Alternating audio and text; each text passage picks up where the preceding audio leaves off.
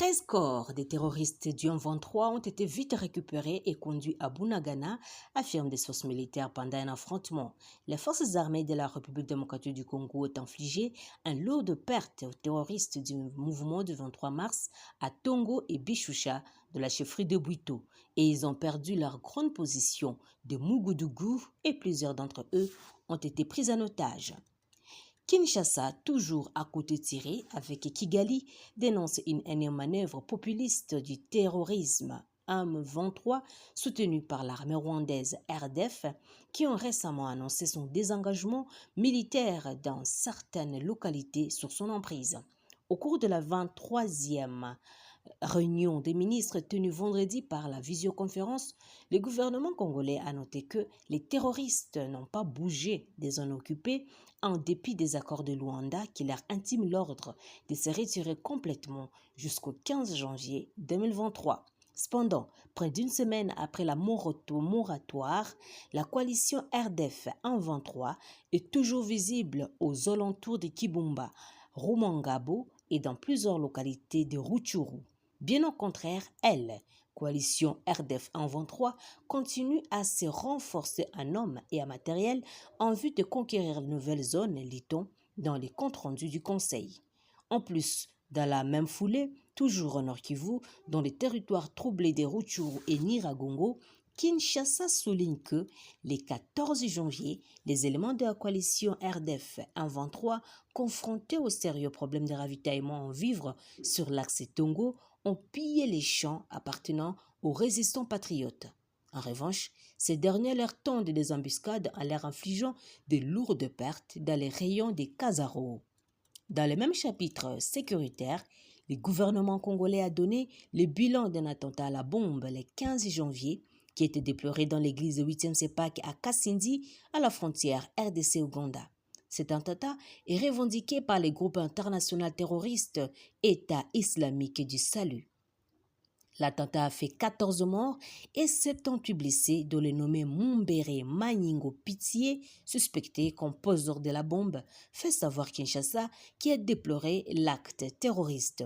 Face à la situation sécuritaire dégradante dans les territoires de Rutshuru et Nyiragongo, suite aux hostilités lancées depuis près d'une année par les terroristes du M23, le député national Crispin Bindoulé Mitono a suggéré l'option militaire comme l'unique voie pouvant permettre à la République démocratique du Congo de bouter dehors ses assaillants. Il a fait savoir ce samedi 21 janvier dans un entretien avec la presse. L'élu de Butembo a justifié cette recommandation suite à la progression de l'ennemi vers Massissi où il menacerait de récupérer la zone minière de Kichanga et Kiloliwe dans les territoires de Massissi. En outre, Crispé Bindoulé a invité la force régionale de l'EAC à accomplir sa mission en RDC. Pour lui, seule l'option militaire va résoudre ce conflit avec le Rwanda. Depuis que la RD Congo a suspendu tous les contrats avec la société d'obédience rwandaise, le Rwanda cherchait à aller exploiter les minéraux de Rubaya qui appartenaient à Somenki, aujourd'hui Sakima.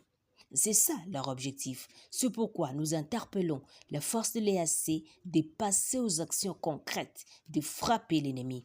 L'M23 qui est un mouvement terroriste doit savoir que les Congolais n'accepteront jamais de coopérer avec lui. Ce que nous demandons à la force de l'EAC, c'est aussi de reprendre avec les hostilités, a-t-il recommandé.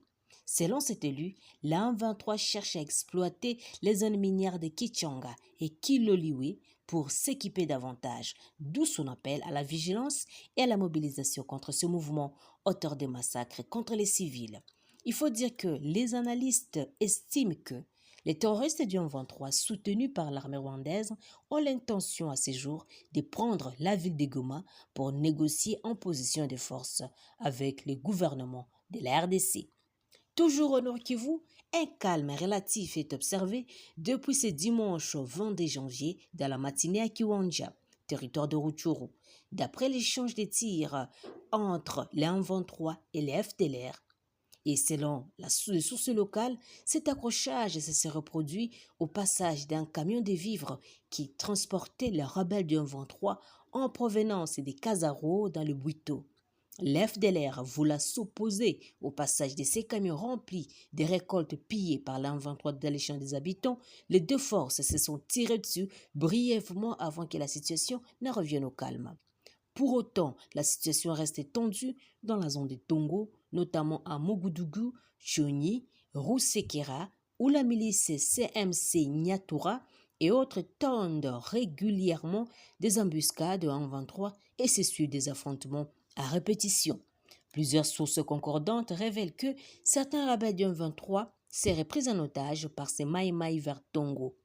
Les notables de la zone regrettent les pillages continuels des récoltes de la population par l'an 23 et redoutent qu'une famine frappe bientôt cette partie de Rutshuru. Toutes les forces en présence conservent leur position et aucun retrait de ces rebelles n'a été signalé sur tous les axes qu'ils occupent. De son côté, la nouvelle société civile congolaise accuse les forces africaines à une responsabilité importante dans ce déploiement de violence. Actuellement, la société civile est extrêmement inquiète de l'hypocrisie des pays de la sous-région. Les terroristes du 23 sont des gens ni foi, ni loi, à qui il ne faut pas faire confiance. Je crois qu'on doit reconnaître maintenant par force. Nous estimons même que la force africaine, c'est une force très suspecte à partir du moment où ils occupent des portions du territoire et que les FARDC, qui sont habilités par la constitution de la RDC, ne peuvent pas accéder à ces territoires. Donc, nous pensons que ces forces n'ont plus de raison d'être sur notre sol parce qu'elles n'accomplissent pas la mission. Leurs personnes sont en train d'être tuées, la sécurité bat son plein et ça n'a pas de sens. Je pense que l'État congolais doit s'assumer pour protéger les personnes et leurs biens en faisant réellement la guerre contre les terroristes du M23 qui semblent attendre cet langage, a expliqué Jonas Tchombela, qui est le coordonnateur de la nouvelle société civile congolaise. Parlons du recours du gouvernement congolais au processus de paix de Nairobi et de Luanda pour faire cesser la crise sécuritaire à l'est de la RDC. Akaj a pour sa part salué la démarche qu'il faut toujours continuer avec la ligne diplomatique. Akaj, je pense que c'est la bonne chose parce que ça va épargner les pertes en vies humaines et les dépenses à la République démocratique du Congo, a renchéri Georges Kapiamba, qui est le coordonnateur de l'Akaj. La nouvelle société civile pense de son côté qu'il est temps pour la République démocratique du Congo de prendre ses responsabilités à main pour combattre les 1-23, a conclu Jonas Tchombela.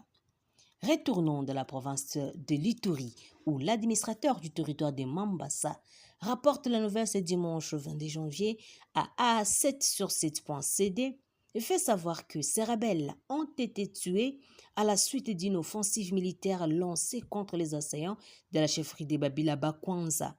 Les éléments des FARDC de la 31e brigade ont abattu 5 rebelles ADF lors d'intenses combats à Matsiliko.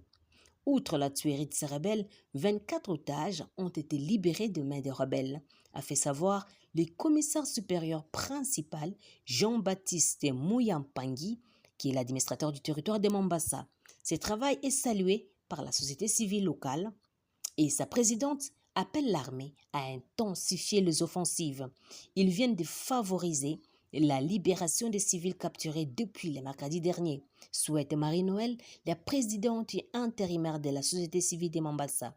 Les activités qui étaient paralysées depuis le mercredi dernier reprennent progressivement, révèlent d'autres sources indépendantes. C'est par ici que s'achève notre édition. Merci à vous tous de nous avoir suivis jusqu'à la fin. N'oubliez pas de vous abonner massivement et activer la petite cloche de notification pour recevoir nos actualités en temps réel. Laissez-nous également vos commentaires, nous ferons un plaisir de vous lire. Depuis Bunia, dans la province de l'Ituri, Santi Chisenga pour Afro Info de 43.